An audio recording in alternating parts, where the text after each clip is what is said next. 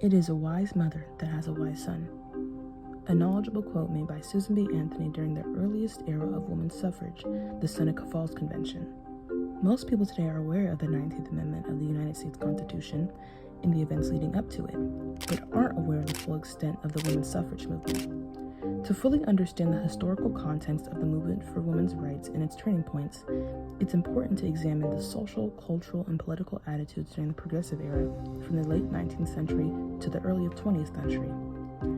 As the New York Times described, Seneca Falls Convention 1848 was led by Susan B. Anthony and Elizabeth Cady Stanton and ended with all women getting the right to vote in 1920 is not the whole story. The 15th Amendment of U.S. Constitution declares the right of citizens to vote shall not be denied or abridged on account of race, color, or previous condition of servitude, and effectively granted African American men the right to vote.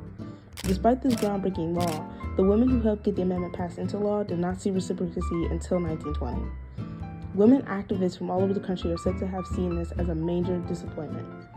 Despite its achievements for Black Americans, which they were rightfully allowed to see, the women who campaigned for decades for full voting rights were again denied. This injustice led to a disagreement within the American Equal Rights Association that split the women's suffrage movement into two individual groups: the NWSA or the National Women's Suffrage Association. Created by Elizabeth Cady Stanton and Susan B. Anthony, the AWSA, led by Lucy Stone, Julia Ward Howe, and Henry Blackwell. According to the Library of Congress, NWSA favored women's enfranchisement through a federal constitutional amendment, while the AWSA believed success could be more easily achieved through state-by-state campaigns.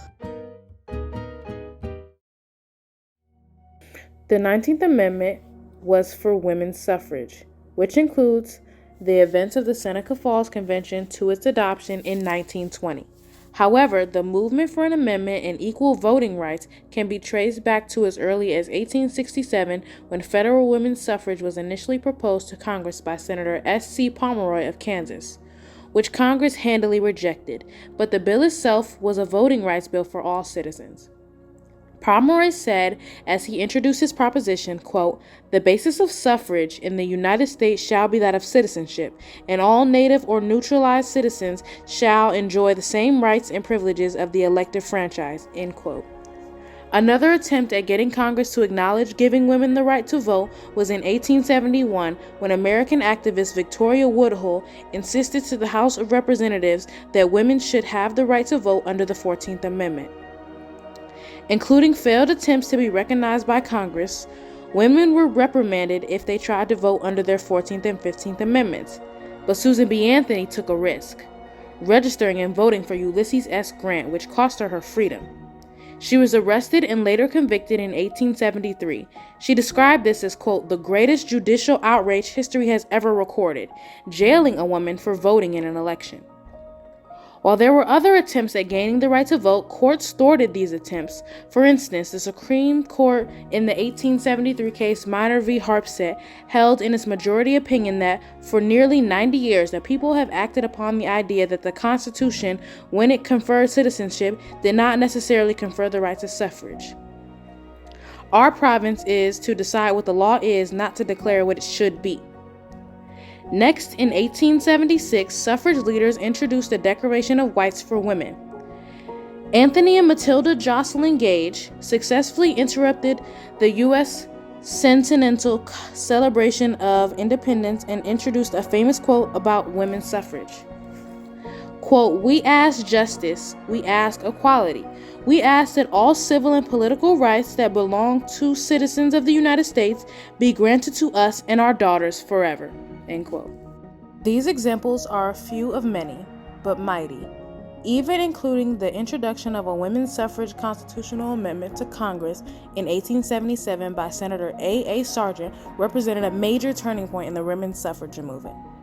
The NAWSA was officially formed in 1890, but unfortunately brought about anti-suffrage groups like the NAOWS in 1912. Theodore Roosevelt's Bull Moose Party became the first national political party to support women's suffrage. This national recognition gave women the motivation to have a parade down Pennsylvania Avenue located in Washington, D.C. Participants marched in a spirit of protest against the present political organization of society, from which women are excluded. Many more successes came about, like the Transcontinental Tour of 1915 and the formation of a Congressional Union. And in 1920, the 19th Amendment was officially added to the U.S. Constitution. One of the most noticeable effects of women's suffrage was the presence of more women in politics. Women started to become leaders and their voices became heard and acknowledged more than ever before. Something else that changed as a result of the Women's Suffrage Act was the gender roles and expectations of women's involvement in activism and political discourse.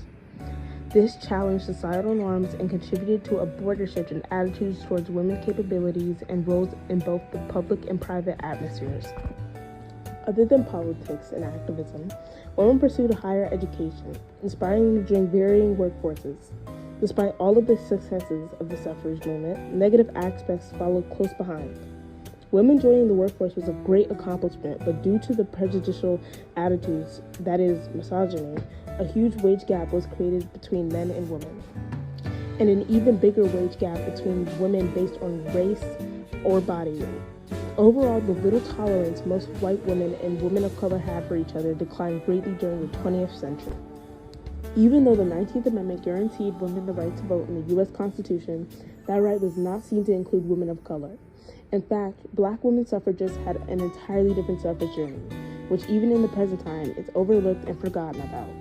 Black women were not guaranteed the right to vote until 45 years after the initial 19th Amendment was passed in 1965. Likewise, Native Americans were granted the right to vote in 1924 under the Indian Citizenship Act.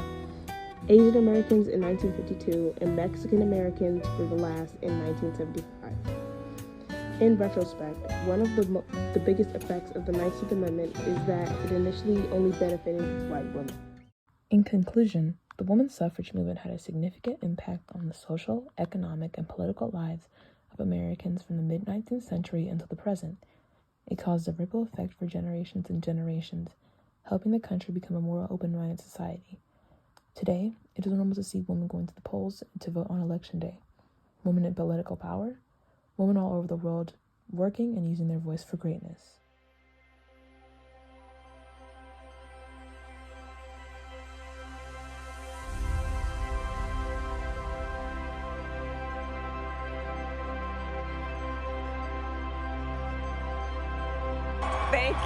Thank you. Good evening. I am humbled and honored to continue in this fashion as an Associate Justice of the Supreme Court of the United States, working with brilliant colleagues, supporting and defending the Constitution, and steadfastly upholding the rule of law. In every movement, Jane, comes lessons, and the ones out of the suffrage movement were spectacular in not only what it did for our country at that moment, but also what they tell us about what more we need to do today.